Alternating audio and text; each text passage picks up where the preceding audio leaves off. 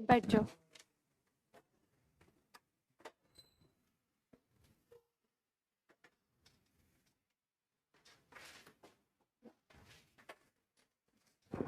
गायब हो गए सब लोग। आज तुम्हें छंद ही पढ़ाऊंगी। ऑनलाइन में एक छात्र पूछ रहा है कि मैम वीर रस और क्रोध रस में अंतर बता दीजिए जिससे आसानी से पहचाना जा सके।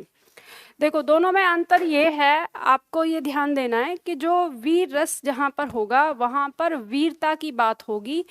कोई लड़ रहा होगा या ऐसे किसी के लड़ किस तरह से रहा है, वो हथियार कैसे चला रहा है, या तो इसका वर्णन होगा, या अपने देश के प्रति भक्ति की भावना का वर्णन होगा, या ये चीज़ होगा कि उसके अंदर जो एक लड़ने की क्षमता है, जो उसका गुण है लड़ने का, उसका वर्णन होगा। तो ये आएगा वीर रस में। और रौद्र रस होगा जब वो किसी को मरने मारने की बात करता हो जिस चीज़ के अंदर, और जिसमें आपको लगता हो कि अब ये बहुत ज़्यादा इस बात से लग रहा है कि ये बहुत ज़्यादा क्रोधित है। अब ऐसे दोनों में अंतर आपको उसके अर्थ से ही पता चलेगा। ठीक है, थोड़ा सा अंतर होता है इसमें, वो आपको ध्यान देना है। मैम आप कहाँ से हो? ये इतने इम्पोर्टेंट क्वेश्चन है इन लोगों के कि इनके लिए शायद ये हिंदी भी ढंग से नहीं समझ पाते होंगे, इनमें परेशान रहते होंगे। मैम कहाँ से हैं, मैम की शादी हो गई कि नहीं, मैम और हाँ बच्चे हैं कि नहीं, वो सारी चीज़ों में मतलब इतनी सारी परेशानी, इन सब बातों में परेशान है। मतलब हमें हमारी प्रॉब्लम से कोई दिक्कत नहीं है, हमें दिक्कत ये है कि दूसरों के बारे में हमें पता नहीं चल रहा है, ये हमारी सबसे बड़ी प्रॉब्लम होती है। अच्छा, बच्चों का प्यार है। अच्छा ये, अच्छा तो इसके लिए स्पेशल क्लास लगाऊंगी एक दिन, जो आप लोगों को जो भी क्वेश्चन पूछना है सच सच बताऊंगी, है ना? क्या हो जाएगा? नहीं, फिर तो आप हिंदी कम और मुझे ज़्यादा पढ़ेंगे। अच्छा। हम्म, आज हम पढ़ने वाले हैं छंद। आप ये बताओ, आप में से कितने छात्र ऐसे हैं जिन्होंने छंद अभी तक नहीं पढ़ा आज तक? ऐसे कितने छात्र हैं जिन्होंने छंद पढ़ने की कोशिश तो की है लेकिन समझ में नहीं आया? अच्छा, अच्छा ऐसे कितने छात्र हैं जिनको थोड़ा थोड़ा समझ में आता है पर डर लगता है छंद से? अब दो में ही आ गए, वो आप उसी में ही आ जाते हो। चलो देखो, मैं यहाँ पे आपको एक चीज़ बताती हूँ। जैसे आप लोगों ने, आप में से जिन छात्रों ने वर्णमाला से क्लास शुरू करी है, तो उन छात्रों ने संधि पढ़ी होगी। संधि से भी हमें डर लगता था, लेकिन अब नहीं लगता होगा, संधि एकदम नॉर्मल हो गई। इसी तरह से और भी बहुत सारे टॉपिक होते हैं, जैसे वाच्य होता है, समास होता है, इन सब से हमें बड़ा डर लगता है कि कैसे होगा, लेकिन अब नहीं लगता। बस बात यही है कि छंद को मैं अक्सर बोलती हूँ कि छंद क्या है? छंद है हाथी के दांत, यानी दिखाने के कुछ और खाने के कुछ और। तो वो आपको ऊपर से दिखता ज़रूर है ऐसा डरावना, लेकिन वो डरावना नहीं है असल में। तो किस तरह का है? अच्छा, आज तो हमारा जो पॉइंट था वो काव्य गुण था ना, तो फिर क्या कहते हो, काव्य गुण ही कर ले आज?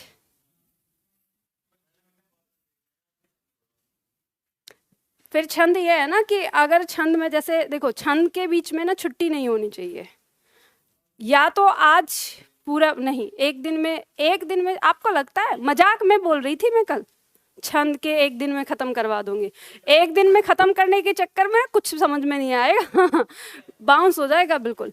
तो ऐसा करते हैं, आज काव्य गुण ही पढ़ लेते हैं, ये भी जरूरी होता है, तो काव्य गुण पढ़ लेते हैं। और बात और क्लास की नहीं है, बात है एक, जो चीज़ आपको समझना है, समझ के उसको पचाना है, पचाने के बाद उसकी प्रैक्टिस करनी है। ठीक है, तो छंद के लिए इसीलिए। और फिर आज जो छुट्टी मार रहे हैं, फिर मेरी जान खाएंगे, आपको नहीं पता है, वो फिर मेरी जान खाएंगे कि मैम हमको छंद नहीं, हमारी क्लास मेरा ये हो गया था, मेरा फलना ये हो गया था। हाँ, अच्छा चलो कोई बात नहीं।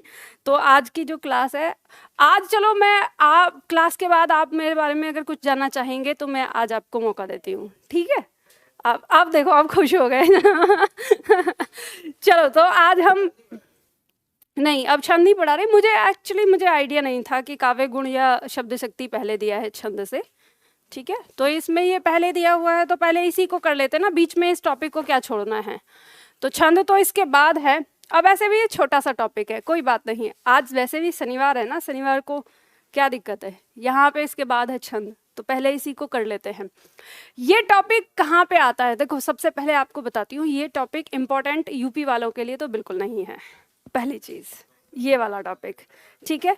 तो जो यूपी की परीक्षा आती है उनमें ये नहीं पूछा जाता है। ये जो इम्पोर्टेंट है ये एमपीएसआई और अध्यापक वाली परीक्षाओं के लिए ज़्यादा इम्पोर्टेंट है। आप कहेंगे हमको क्यों पढ़ा रहे हो फिर ये? तो आपको इसलिए पढ़ाया जा रहा है क्योंकि एग्जामिनर के मूड का कोई पता नहीं होता। वो आपको जब आपका सिलेबस लिखता है ना, तो सिलेबस में एक शब्द लिख देता है, और वो शब्द क्या है? विविध। अगर एक भी क्वेश्चन उसने आउट ऑफ सिलेबस रखा ना, तो आप उस पे ना ये क्लेम नहीं कर सकते कि आपने तो हमको कुछ और बताया था और क्वेश्चन कहीं और से पूछ लिया। वो कहेगा ये भी तो लिखा था। और ये इतना खतरनाक शब्द है कि ये हिंदी में कहीं से कुछ भी पूछ सकता है, इसकी कोई सीमा नहीं है, कहीं से भी आ सकता है। तो हम अपना सेफ पॉइंट लेते हुए चलते हैं। क्या दिक्कत है हमें इसे समझने में? समझ लेंगे, एक बार परीक्षा में आएगा तो आंसर हम कर पाएंगे, नहीं समझेंगे तो वही 1 नंबर हमारा कट सकता है, ठीक है? तो शुरू करते हैं इसको। काव्य गुण और शब्द शक्ति, ये ऐसे तो साहित्य का हिस्सा है। इसको समझना, इसको गहराई से जानना उन लोगों का काम है जिन्हें कविता करनी है। हम लोग तो सिर्फ उतना समझेंगे जितनी हमारी परीक्षा में पूछा जाता है, ठीक है? काव्य गुण सबसे पहले बात करेंगे। परिभाषा कहती है कि किसी काव्य में प्रवाहित होने वाले लयात्मक भाव को काव्य गुण कहते हैं। अब ये जो बस इतना ही है, लयात्मक भाव। अभी तक आपने पढ़ा अलंकार। अलंकार क्या था? काव्य के लिए एक तरह का आभूषण, ठीक है? फिर हमने पढ़ा रस। रस क्या था? काव्य का प्राण तत्व। और ये लयात्मक भाव मतलब जब हम उसको गाते हैं और गाने में जो उसका सुर होता है, एक होता है बहुत ऐसा कि हमारे अंदर बहुत जोश डाल दे, हम अभी मारकाट मचाने के लिए तैयार हो जाएं, तो वो वीर रस में आता है अक्सर। तो एक ऐसा उत्साह। और एक होता है कि जिस स्टेज को हम सुन रहे हैं और हमें बहुत अच्छा लग रहा है, आनंद में हम आ रहे हैं, श्रृंगार रस जिसमें आता है, शांत रस जिसमें आता है। तो वही उसी तरह का, यानी लय जो वो उसके गाने का भाव है, तो उसमें हम काव्य गुण की बात करते हैं। अब आपकी परीक्षा में काव्य गुण से जो प्रश्न आते हैं वो यहाँ पे हम देखते हैं। कुछ डायरेक्ट प्रश्न पूछे जाते हैं। काव्य गुण कविता में प्रभावशीलता और सक्रियता लाता है, ठीक है? पहला पॉइंट इसमें दिया है कि इसके प्रवर्तक आचार्य वामन को माना जाता है। आपसे पूछ लिया जाता है कि काव्य गुण के बारे में सबसे पहले जो वर्णन किया गया है, प्रवर्तक का मतलब होता है उसके बारे में बताने वाला, जिसने सबसे पहले उस बारे में बताया हो। तो वो आचार्य वामन हैं और इन्होंने काव्य गुणों को 2 भागों में बांटते हुए इनकी संख्या 20 बताई थी, ठीक है? जब इनके बारे में होगी तो आपसे एक प्रश्न किया जाता है कि आचार्य वामन ने काव्य गुणों की संख्या कितनी बताई है, तो आप बताएंगे 20। और इन्होंने 2 किन भागों में बांटा? शब्द गुण जिसमें 10 रखे और अर्थ गुण उसमें 10 रखे, इस तरह से बताया, ठीक है? फिर भरत मुनि ने काव्य गुणों की संख्या 10 बताई, उन्होंने अपने अनुसार बता के 10 किया। उसके बाद रुद्र दामन, भामा, आनंद वर्धन, अभिनव गुप्ता के अनुसार काव्य गुण की संख्या 3 होती है, ठीक है? इन्होंने 3 बताई। उसके बाद आचार्य मम्मट के अनुसार रीति काव्य गुणों की संख्या 3 बताई गई है, जिसमें उन्होंने नाम दिया है वैदर्भी, गौड़ी और पांचाली, ठीक है? ये 3 काव्य गुण बताए। उसके बाद आचार्य दंडी के अनुसार काव्य गुणों की संख्या 10 होती है और आचार्य भोज ने काव्य गुणों की संख्या 24 बताई है। अब आपके दिमाग में ये चल रहा होगा कि ये इतने सारे आचार्य आचार्य जो दिए हैं ये हैं कौन? ये सब लोग जो हैं ये साहित्य के लोग हैं जिन्होंने साहित्य लिखा, ठीक है। तो जिन्होंने काव्य लिखा है, साहित्य लिखा है, उन्होंने इन सारी चीज़ों के बारे में वर्णन किया है। क्योंकि जब कोई व्यक्ति अपनी कविता के बारे में लिखता है, यानी कविता लिखता है, तो उसके बारे में वो सारी डिटेल लिखता है। उसको मोटिवेशन कहाँ से मिला, मतलब उस कविता को लिखने की उसे प्रेरणा कहाँ से मिली, ये भी डालता है उसमें। फिर उसने किस किस अलंकार का प्रयोग उसमें किया है वो ये भी बताता है। फिर ये कि रस कौन सा है और काव्य गुण कौन सा उसने प्रयोग किया है, तो सारी डिटेल उसमें अपनी चर्चा करता है जब वो किताब लिखता है उसके बारे में। तो वही यहाँ पर हमारे जितने भी साहित्यकार हैं उन्हीं में से जो महान साहित्यकार हुए हैं और उन्होंने जो वर्णन किया है इसके साथ साथ, तो उन्हीं के नाम हैं। अब आपकी परीक्षा में इनका नाम देके ऐसे ही पूछा जाता है कि आचार्य भोज ने काव्य गुणों की संख्या कितनी बताई, तो 24। अब ये ऐसा फैक्ट है जो मैंने निकाल के एक एक लाइन में रख दिया है, आप इसको ज्यों का त्यों याद कर लेंगे तो परीक्षा में जो अगर प्रश्न आता है तो आप इस तरह से कर पाएंगे। अब इसके बाद हम याद करते हैं कि हिंदी साहित्य के अनुसार, यानी ये जो साहित्य इन्होंने जो साहित्य बताया इसमें संस्कृत साहित्य भी शामिल है, जो ये सारी चीज़ें। अब हम बात करते हैं हिंदी साहित्य की। तो हिंदी साहित्य के अनुसार हिंदी काव्य के 3 प्रमुख काव्य गुण माने गए हैं। काव्य गुण में हम कौन कौन से रखते हैं? एक माधुर्य गुण, एक ओज गुण और एक प्रसाद गुण। तो सबसे पहले हम माधुर्य गुण की बात करते हैं। इसमें लिखिए, माधुर्य गुण में आपको लिखना है, लिखिए, मधुरता के भाव को, मधुरता के भाव को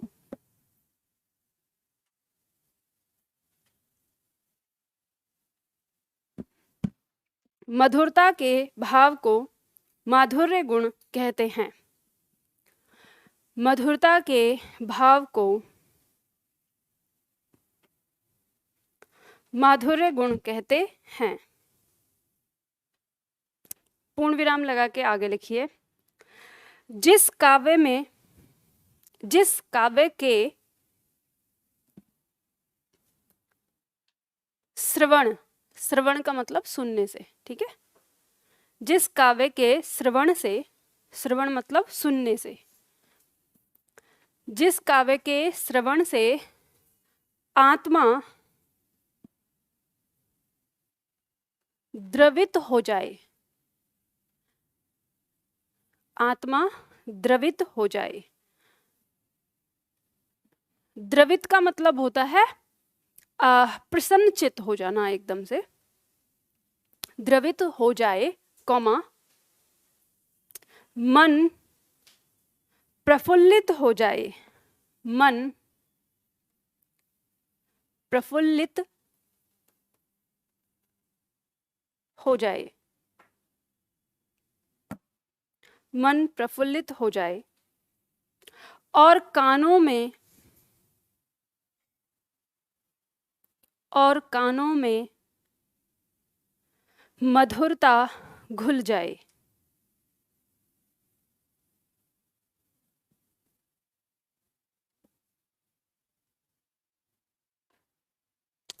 और कानों में मधुरता घुल जाए, वह काव्य माधुर्य गुण से युक्त काव्य कहलाता है। वह काव्य माधुर्य गुण से युक्त काव्य कहलाता है।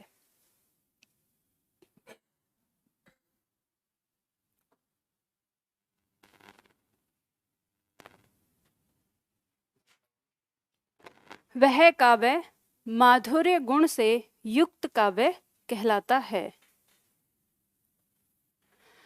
पूर्ण विराम लगा के लिखिए, यह गुण, एक लाइन लिखनी है बस, यह गुण विशेष रूप से श्रृंगार रस,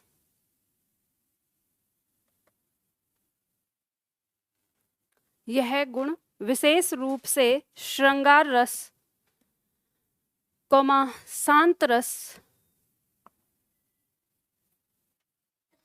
एवं करुण रस में पाया जाता है। यह गुण विशेष रूप से श्रृंगार रस, शांत रस और करुण रस में पाया जाता है। अब देखो आपकी परीक्षा में जो प्रश्न आएगा वो पूछा जाएगा कि निम्न में से किस रस में माधुर्य काव्य गुण पाया जाता है, ये पूछा जा सकता है। तो आपके पास है कि श्रृंगार रस या शांत रस या करुण रस इसमें। इसके अलावा माधुर्य गुण की विशेषताएं क्या होती हैं? तो माधुर्य गुण की विशेषताओं के अंतर्गत आता है कि माधुर्य गुण की रचनाओं में कठोर वर्ण यानी ट वर्ग नहीं होना चाहिए। ये एक विशेषता होती है कि जब अगर आप माधुर्य गुण का प्रयोग कर रहे हैं तो आपको ऐसे शब्दों का प्रयोग करना होता है कि जिसके अंदर ट वर्ग आए ना। ट वर्ग का क्यों? क्योंकि ये मूर्धा से उच्चारण होता है और इसके उच्चारण में थोड़ी कठोरता आ जाती है इसके उच्चारण में, तो इसलिए इस तरह के वर्णों का प्रयोग हम उसमें नहीं करते हैं। आगे दिया है अनुनासिक वर्णों से युक्त संयुक्त दीर्घाक्षर नहीं होना चाहिए। अब संयुक्त दीर्घाक्षर की बात यहाँ पे ये हो रही है, जैसे मान लीजिए आपने देखा होगा कि हमने बहुत सारे वर्णों के बारे में बात की, जैसे आधा त य इस तरह से लिख कर आया तो ये क्या हो गया, ये संयुक्त अक्षर हो जाता है। ठीक है, जैसे मान लो हम कर्म लिखते हैं, अगर इस तरह से आ रहा है तो इस तरह के जो वर्ण हैं वो बहुत अधिक मात्रा में प्रयोग नहीं किए जाते हैं, यानी उनको हम क्या करते हैं कि अगर कहीं पे जरूरी है तो आएगा, नहीं तो जो इस तरह से वर्ण है जैसे आधा लिखा हुआ है उसको क्या कर देते हैं, पूरा कर देते हैं। इसे इसके कहने का मतलब ये है कि इनका प्रयोग हम नहीं करते हैं। आगे अगला पॉइंट कह रहा है कि लंबे लंबे सामासिक पदों का प्रयोग वर्जित है, यानी बहुत बड़े बड़े सामासिक पद हम नहीं बनाते। सामासिक पद का मतलब हो गया जैसे पूरी एक लाइन के लिए एक शब्द जो रखा जाता है, ऐसे शब्दों का प्रयोग हम माधुर्य गुण के अंदर नहीं करते हैं। ठीक है, कोशिश करते हैं उनसे बचने की। और आगे दिया है कोमल कांत मृदु पदावली, यानी जैसे क वर्ग त वर्ग प वर्ग, स्पेशली त वर्ग आता है। जैसे आपको याद होगा हमने पढ़ा भी था जब हम अलंकार पढ़ रहे थे कि माधुर्य वर्ग, तो माधुर्य वर्ग किसको कहा गया है, त वर्ग को कहा गया है। तो त वर्ग की ज्यादा आवृत्ति होती है, ऐसे वर्णों का हम ज्यादा प्रयोग करते हैं किसके अंदर, माधुर्य गुण वाली पंक्तियों के अंदर। ठीक है, तो इसमें ये माधुर्य गुण के बारे में बात हुई। अब इसके बाद आता है हमारा दूसरा ओज गुण। ओज गुण क्या होता है, इसमें लिखिए जिस काव्य को पढ़ने से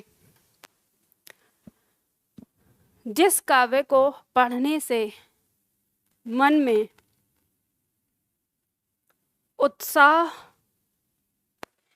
अथवा जिस काव्य को पढ़ने से मन में, मतलब अब देखो पढ़ने और सुनने दोनों का मतलब एक ही है, ये समझ लेना। ठीक है, जिस काव्य को पढ़ने से मन में उत्साह अथवा उत्तेजना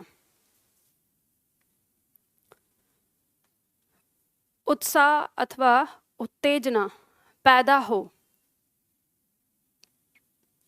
वह काव्य ओज गुण से युक्त होता है। वह काव्य ओज गुण से युक्त होता है।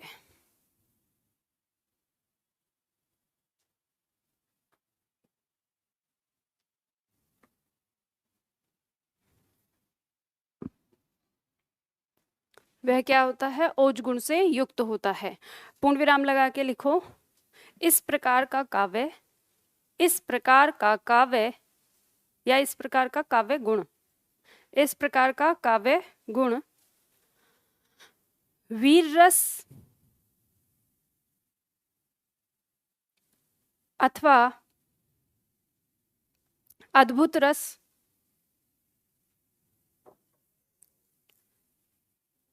इस प्रकार का काव्य वीर रस अथवा अद्भुत रस, कभी कभी भयानक रस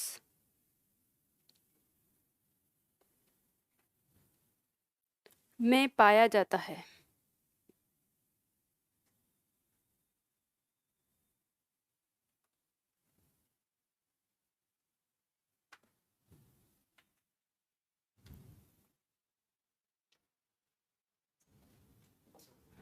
देखो ओज गुण की विशेषताएं क्या होंगी, इस प्रकार की रचनाओं में ट वर्ग का प्रयोग अधिक मिलता है, लंबे लंबे सामासिक पदों का प्रयोग होता है, दीर्घ संयुक्ताक्षर का होना आवश्यक होता है, यानी जो हमने अभी देखा माधुर्य गुण के अंदर जो नहीं होता वहाँ वो इसमें होना चाहिए।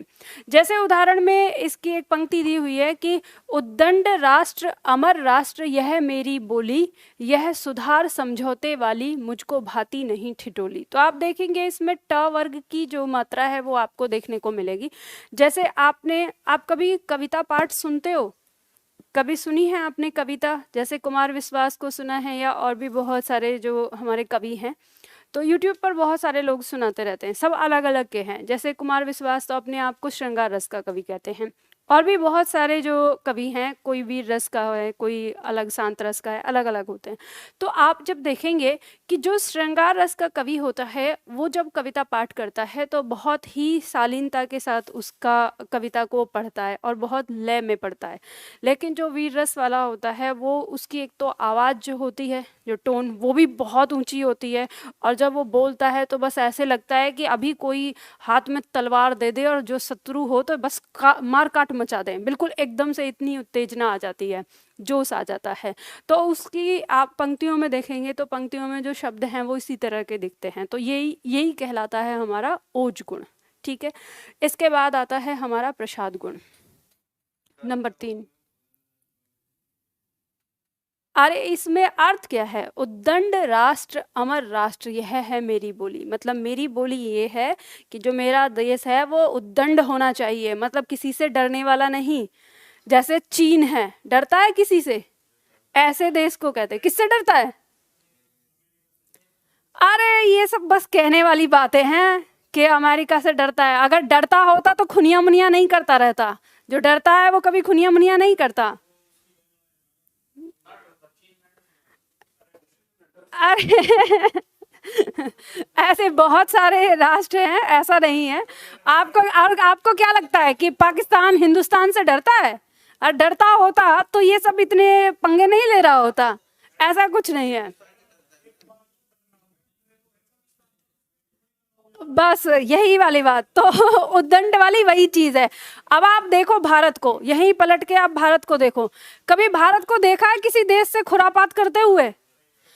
ये पूरे विश्व में एकमात्र देश ऐसा है जहाँ के लोग शांति से जीना चाहते हैं और जीते हैं।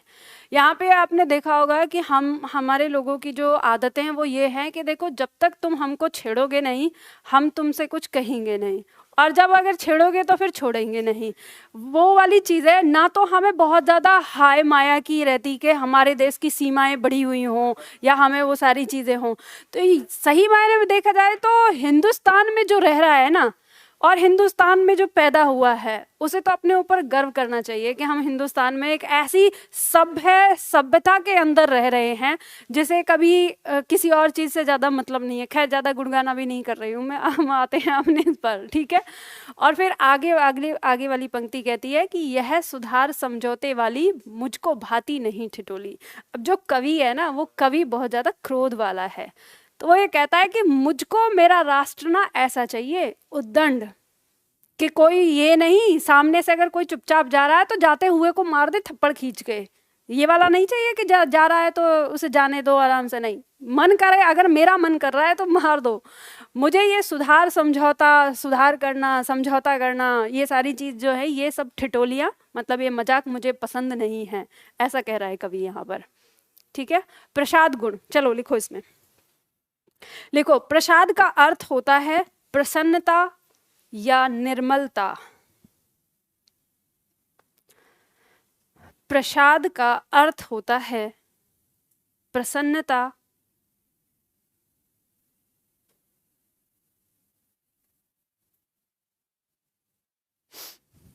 या निर्मलता। पूर्ण विराम लगा के लिखो। जिस काव्य को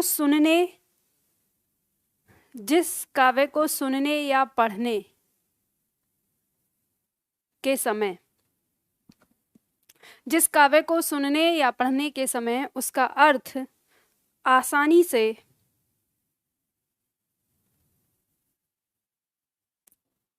समझ आए, आसानी से समझ आए, उसका अर्थ आसानी से समझ आए तथा हृदय पर प्रभाव डाले, हृदय पर प्रभाव डाले, हृदय पर प्रभाव डाले, वहाँ प्रसाद गुण माना जाता है, वहाँ प्रसाद गुण माना जाता है, वहाँ प्रसाद गुण माना जाता है। यह गुण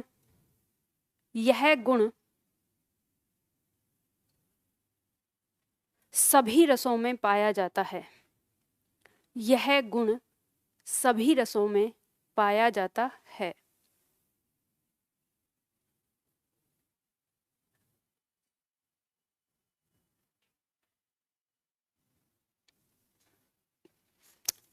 ठीक है, सभी रसों में पाया जाता है। अब देखो, हमने 3 गुण समझे यहाँ पर।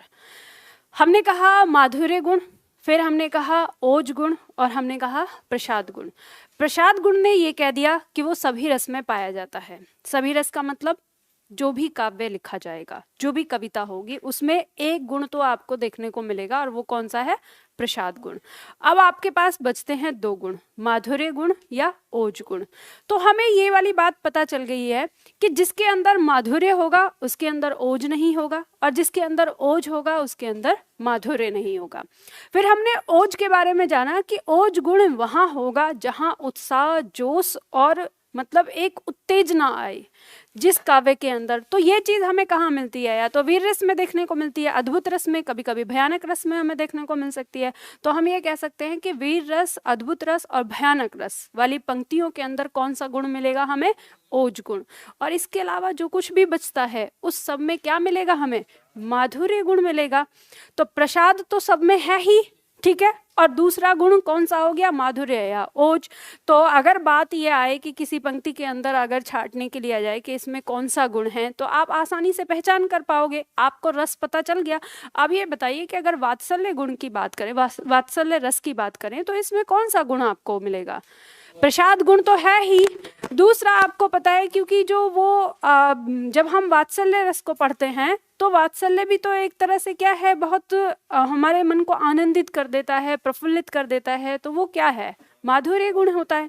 ठीक है, तो अगर मान लो हमने उदाहरण में नहीं लिखा तो घबराने की जरूरत नहीं है। तो आपको इतना ध्यान रखना है कि जैसे हमारा अद्भुत, भयानक और वीर रस, ये 3 रस हमारे ऐसे हैं जिसके अंदर हमारा ओज गुण आता है। बाकी जितने भी रहेंगे उसमें क्या है? माधुर्य गुण। अब कविता, जब आपका प्रश्न आएगा, अगर जो प्रश्न आता है तो उस प्रश्न में ये आता है कि निम्न पंक्तियों में गुण कौन सा है, ये आपसे पूछा जा सकता है कि निम्न पंक्तियों में गुण कौन सा है। तो आप आराम से पहचान लेंगे। अगर आपको ये बात पता चल गई कि इस पंक्ति के अंदर ये रस है, तो गुण भी आपको पता चल जाएगा। 3 गुण हमने पढ़े हैं यहाँ पे। कौन कौन सा? माधुर्य, ओज और प्रसाद। प्रसाद गुण सब में होता है, और माधुर्य गुण छोड़िए, ओज गुण को पढ़ लीजिए। 3 में होता है भयानक, वीर और अद्भुत। बाकी जो बचेंगे उन सब में क्या होगा? माधुर्य। अब बताइए, ये वाली बात आपको समझ में आई कि नहीं आई? आ गई ना? ठीक है, तो देखो इतना ही है। अब ऑनलाइन क्लास में जैसे ही मैं आपको माधुर्य गुण समझा रही हूँ, तभी एक छात्र ने लिखा, मैम कुछ समझ में ही नहीं आ रहा। मुझे इस सेंटेंस से बड़ी चिढ़ होती है, बहुत ज़्यादा नफरत होती है कि कोई भी मूवी स्टार्टिंग में समझ में नहीं आती है। आप किसी भी मूवी को देखने जाते हैं, आपको 3 घंटे देने पड़ते हैं। कभी कभी तो कुछ मूवी ऐसी होती है कि इंटरवल तक भी आपको कुछ समझ में नहीं आ रहा है। जब बिल्कुल लास्ट मोमेंट पे 10 मिनट रह जाते हैं, उस समय आपको पूरी कहानी क्लियर होती है कि क्या है। तो ऐसे ही होता है। अब इतनी जल्दी अगर आप बेसब्र हो जाएंगे कि कुछ समझ में ही नहीं आ रहा, तो फिर क्या, कैसे पता चलेगा? कोई कोई तो बाहुबली जैसी तो दूसरे पार्ट में समझ में आए, उसके लिए आपको 3-4 साल याद रखना पड़ता है कि क्या हुआ था, क्या हुआ था। आप यही खोजते रहते हैं कटप्पा को, बाहुबली को कटप्पा ने क्यों मारा, ये प्रश्न बन जाता है पूरा। तो इसलिए थोड़ा सा सब्र किया करो। दूसरा पॉइंट आता है शब्द शक्ति। शब्द शक्ति क्या होता है, समझिए इसको।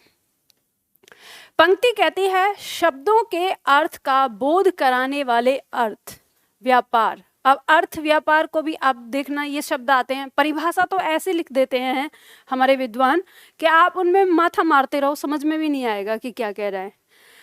पंक्ति कह रही है कि शब्दों के अर्थ का बोध कराने वाले अर्थ व्यापारों को शब्द शक्ति कहते हैं। अब कुछ समझ में आया आपको कि क्या कहना क्या चाहता है? सबसे पहले तो देखेंगे अर्थ व्यापार क्या है। व्यापार से आपको एक ही मतलब समझ में आता है, लेन देन, बिजनेस जिसे आप बोलते हो। लेकिन यहाँ पे व्यापार का मतलब क्या है? भाव। ठीक है, इस व्यापार का मतलब क्या है यहाँ पर? भाव। ये बात समझ लेना। तो इसके कहने का मतलब क्या है कि ऐसे समझो कि शब्द के पीछे जो अर्थ है, तो किसी किसी शब्द के पीछे एक अर्थ होता है और अर्थ के पीछे एक भावार्थ होता है। और कभी कभी उस भावार्थ के सहारे से हम बिल्कुल ऐसे कहे ना, बेतुकी बात कह देते हैं जिसका उससे कोई लेना देना नहीं होता, लेकिन हम उसी भाव से समझ जाते हैं। जैसे मान लो कि अगर मैं कहूँ कि अरे तुम वहाँ पे क्या खिचड़ी पका रहे हो, तो आप इस बात से क्या मतलब समझेंगे? इस बात से आप मतलब समझेंगे कि वहाँ पे वो ना आपस में अपनी कुछ बात कर रहे हैं। तो खिचड़ी पकाने से लेकर उस बात के भाव को समझने तक का कोई लेना देना है नहीं है, लेकिन फिर भी आपने उसको समझा जो मैंने कहना चाहा। तो इसी को कहते हैं अर्थ भाव, या उसका मतलब अर्थ व्यापार जो यहाँ बात कही गई है ये है। ठीक है, तो अब ये कहना क्या चाह रहा है कि शब्द शक्ति वो होती है कि जब हम किसी काव्य को लिख रहे होते हैं तो उस काव्य के पीछे अर्थ निकलते हैं। एक होता है डायरेक्ट अर्थ जो उस शब्द का है, एक होता है उसके पीछे, उसके अंदर दो अर्थ होते हैं। एक अर्थ हो जाएगा उसके गुण जैसा, कि जैसा उसका गुण होगा। अभी इसको समझाऊंगी कि जैसे ऐसे समझ लो, जैसे मान लो हमने कहा कि उसके होठ कमल की पंखड़ियों जैसे हैं, तो कमल की पंखड़ी का मतलब आपको क्या समझ में आया? मुलायम। तो यानी यहाँ पे जो बात कही गई है कि होठ के लिए कमल की पंखड़ियों जैसा जो प्रयोग किया गया है, मतलब मुलायम और सुंदरता के लिए। तो कमल की पंखड़ी का एक शाब्दिक अर्थ हो गया कि कमल की पंखड़ी, और दूसरा अर्थ क्या हो गया? उसके गुण के आधार पर मुलायम और सुंदर होना। तो दो अर्थ ये हो गए। और एक तीसरा अर्थ होता है कि जिससे कोई लेना देना नहीं होता, बस उसके आधार पर हम कुछ उसको समझाना चाहते हैं। ठीक है, तो यही है हमारी शब्द शक्ति कि जब हम काव्य लिख रहे हैं तो काव्य में आपने किस तरह की भाषा का प्रयोग किया है, यानी शब्द की किस शक्ति का प्रयोग किया है, वो आपकी शब्द शक्ति कहलाती है। तो यहाँ पे जब हम शब्द शक्ति की बात करते हैं तो इसके तीन भेद माने जाते हैं। एक कहा जाता है अभिधा शब्द शक्ति, दूसरा कहा गया है लक्षणा शब्द शक्ति, और तीसरा कहा गया है व्यंजना शब्द शक्ति। अब तीनों को ऐसे समझ लेना। लक्षणा जो है इसको समझ लेना, लक्षण का मतलब क्या होता है? गुण। समझ गए? लक्षण का मतलब क्या होता है? गुण। तो जिस शब्द शक्ति के अंदर किसी शब्द के गुणों का बोध करा के उसके बारे में समझाया जाता है वो कहलाएगी लक्षणा शब्द शक्ति। और जिस शब्द शक्ति के अंदर यहाँ पे व्यंजना दिया है, तो व्यंजना से याद रखिए व्यंग। व्यंग समझते हैं ना, जब हम किसी पे व्यंग कसते हैं, या कहें कि हम कोई ऐसी बात कहते हैं कि डायरेक्ट न कह के इनडायरेक्ट कहते हैं। ठीक है, तो वो हमारा किस में आता है? व्यंग में आता है। तो उसे हम व्यंजना शब्द शक्ति के अंतर्गत रखते हैं। अब अभिधा शब्द शक्ति होती है किसी बात को सीधे सीधे कहना। अब एक एक करके इनको समझ लेते हैं। चलो लिख लो। सबसे पहले अभिधा शब्द शक्ति के बारे में लिखो। अभिधा शब्द शक्ति में लिखो, जिस शब्द शक्ति द्वारा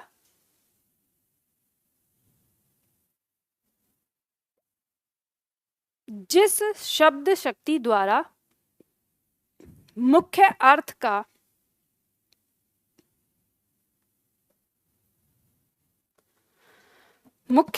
का प्रत्यक्ष बोध हो। प्रत्यक्ष बोध हो, प्रत्यक्ष मतलब सीधा सीधा। ठीक है, डायरेक्ट। जिस शब्द शक्ति द्वारा मुख्य अर्थ का प्रत्यक्ष बोध हो उसे अभिधा शब्द शक्ति कहते हैं। उसे अभिधा शब्द शक्ति कहते हैं।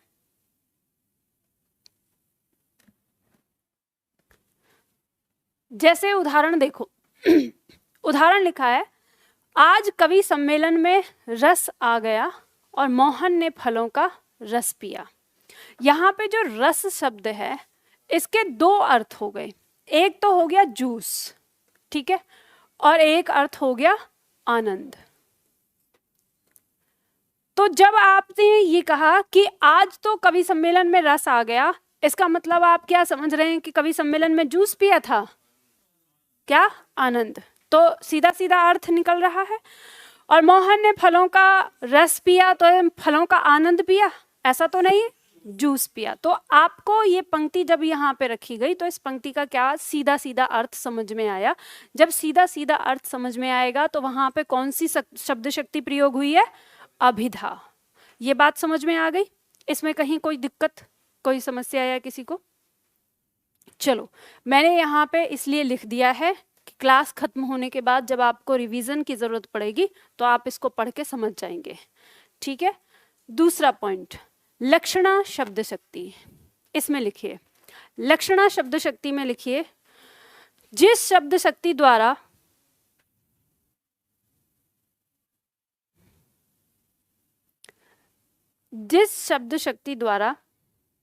शब्द का मुख्य अर्थ न लिखकर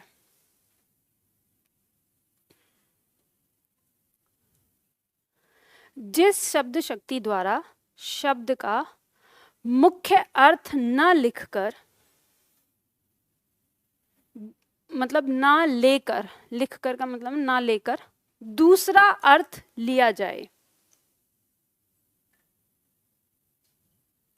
जिस शब्द शक्ति द्वारा शब्द का मुख्य अर्थ न लेकर दूसरा अर्थ लिया जाए, ब्रैकेट में लिखो भावार्थ, मतलब भावार्थ लिया जाए।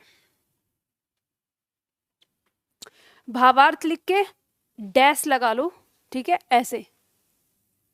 इसका मतलब होता है आप उसको और व्याख्यात कर रहे हैं, ठीक है। लिखो यहां पर लक्षणों से संबंधित अर्थ, लक्षणों से संबंधित अर्थ।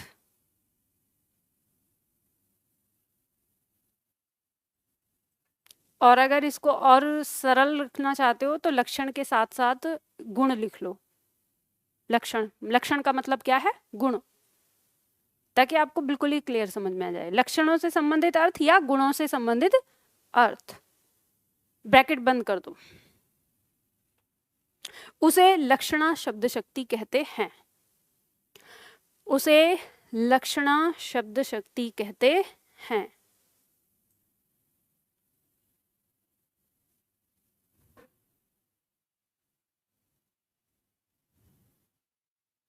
देखो यहां दिया है नायिका का मुख कमल के समान है। अब यहाँ पे हमने कहा है नायिका का मुख कमल के समान है, तो कमल के समान का मतलब है कमल के पीछे जो भाव है सुंदरता का, ठीक है। किसका भाव है? सुंदरता का या कोमलता का। तो हमने उस भाव को लिया है, ना कि हमने ये कहा है कि कमल के जैसा। अगर नायिका का मुख कमल के जैसा दिख जाए, अब कल्पना करो कि मुख हटा के वहां कमल लगा लो, तो आपको सुंदर लगेगी? वो कभी नहीं लगेगी। तो कहने का मतलब क्या है? कमल के समान बताने का मतलब है कि वो सुंदर है और कोमल है, उस तरह से। तो हमने यहाँ पे उसके लक्षणों को लिया है, तो लक्षणों को लिया है मतलब इसमें शब्द शक्ति कौन सी है? लक्षणा, ठीक है। जैसे हमने कहा हमारे देश के जवान युद्ध में सिंह की भांति डटकर खड़े रहते हैं। अब यहाँ पे सिंह का मतलब क्या है? सिंह का मतलब है साहस से, ठीक है, हिम्मत से, बिना डरे हुए, वीरता के साथ। तो यहाँ ये कहा हमारे देश के जवान युद्ध में साहस के साथ डटकर खड़े रहते हैं, उनके अंदर कोई डर या कोई भय नहीं होता है। तो यहाँ पे सिंह का अर्थ जो लिया गया है वो साहस से लिया गया, हिम्मत से लिया गया। तो इस पंक्ति में जो शब्द शक्ति का प्रयोग हुआ है वो किसका हुआ है? लक्षणा। अब यहाँ हमने कैसे जाना कि सिंह का लक्षण है, सिंह का गुण है कैसा? निडरता। निडरता किसका गुण है? सिंह का है। शेर से सब डरते हैं, शेर किसी से नहीं डरता, तो ये उसके अंदर क्या है? ये गुण है, तो उसके गुण को लिया गया है। तो जहां गुण को दिखाया जाए वहां कौन सी शब्द शक्ति होती है? लक्षणा शब्द शक्ति होती है। ठीक है, लिख दिया गया है, आप जब रिवीजन करेंगे तो आपको याद आ जाएगा हम किस बारे में बात कर रहे हैं। व्यंजना शब्द शक्ति, व्यंजना शब्द शक्ति में लिखिए, जिस शब्द शक्ति के द्वारा, जिस शब्द शक्ति के द्वारा उसके मुख्यार्थ और लक्ष्यार्थ,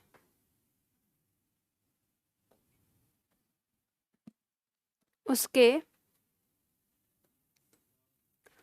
मुख्यार्थ और लक्ष्यार्थ,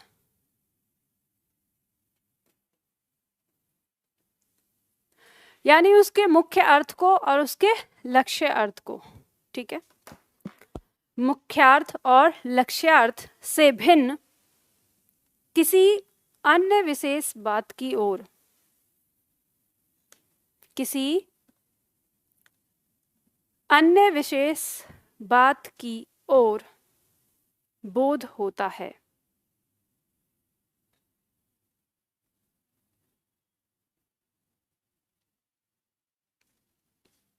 अन्य किसी विशेष बात की ओर बोध होता है, उसे व्यंजना शक्ति कहते हैं, उसे व्यंजना शक्ति कहते हैं। पूर्ण विराम लगा के लिखिए, व्यंजना शक्ति का प्रयोग,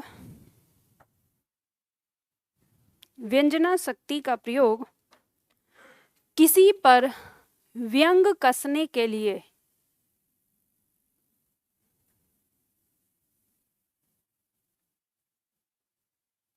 व्यंग कसने के लिए अथवा किसी को अप्रत्यक्ष रूप से, अथवा किसी को अप्रत्यक्ष रूप से बात समझाने के लिए, बात समझाने के लिए किया जाता है।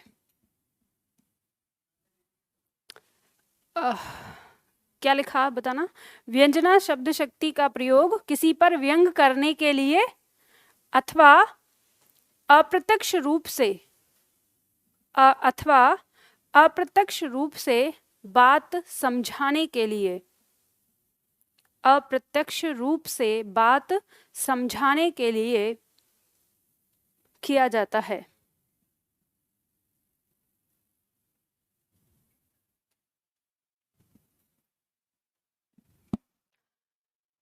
हो गया?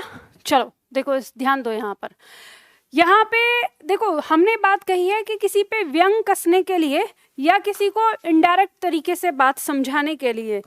जैसे मान लीजिए कि आपके घर कोई रिश्तेदार आ गया और आया, चलो ठीक है, आपने स्वागत किया, अब वो आके बैठ ही गया है और जा ही नहीं रहा, और आपने, अब संडे का दिन है, आपने अपना कुछ प्लान बनाया हुआ था कि आप अपनी पत्नी के साथ कहीं घूमने जाने वाले थे या नहीं घूमने जाने वाले थे। आज जो टाइम है वो आपने अपने बच्चों के लिए, अपने परिवार के लिए, सोने के लिए लिया है, लेकिन अब वो आके बैठ गए, अब चाहते हैं कि वो यहाँ से चले जाएं, लेकिन आप ऐसे डायरेक्ट कह नहीं सकते क्योंकि शर्म है। तो ऐसे में आप क्या कहते हैं कि उनको ऐसे बताएंगे कि अरे इतना टाइम हो गया, मुझे तो आधा घंटे में मीटिंग है मेरी, वहां पे निकलना है मुझे। तो इससे कहने का मतलब क्या है? आपका कहने, आपने बात कही कि आधा घंटे में मेरी मीटिंग है और मुझे तो अभी निकलना है। इस बात से आप इनडायरेक्ट उनको ये कहना चाहते हैं कि भाई साहब अब आप जाइए। लेकिन अब जो समझदार व्यक्ति होगा तो वो कहेगा अच्छा ठीक है मैं भी चलता हूँ, तो वो चलेगा, चला जाएगा। लेकिन कुछ लोग ऐसे ढीठ होते हैं, अच्छा कहाँ पे मीटिंग है तुम्हारी, बताना, आप बताएंगे उस रात, अरे वहाँ तो मैं भी जा रहा हूँ, चलो तुमको साथ लेते चलता हूँ। तो कहने का मतलब है कि अरे तुमने बोला था कि तुम यहाँ से जाओ और तुम यहाँ पे पीछे पड़ गए। तो कहने का मतलब ये है कि जब हम इनडायरेक्ट रूप से किसी को समझाने की कोशिश करते हैं कि तुम्हें ये काम ऐसे करना चाहिए, तो वहाँ पर व्यंजना शब्द शक्ति का प्रयोग होता है। ठीक है, 3 शब्द शक्ति हमारे सामने हैं, जिसमें हमने कहा अभिधा, अभिधा में होता है सीधा सीधा जो शब्दों का अर्थ निकलता है वही प्रयोग होगा।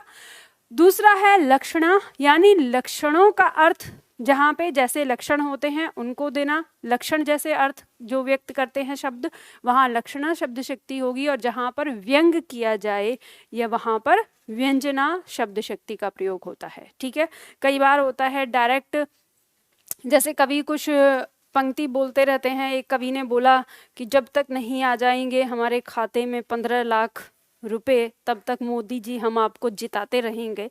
तो इस पंक्ति में क्या है, इस पंक्ति में व्यंग है, यानी उनकी उस बात पर जो उन्होंने ऐसा कहा उस चीज के लिए।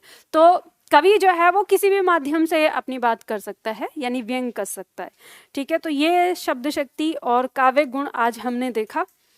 ठीक है, तो यहाँ पे हमारा ये छोटा सा उदाहरण था, ये सब खत्म हो गया। यहाँ मैंने आपको इसमें लिख दिया है उदाहरण, जब आपको दोबारा रिवीजन करना होगा तो आप समझ जाएंगे। अगला जो टॉपिक है हमारा फिर छंद आता है, तो छंद अब हम सोमवार को करेंगे।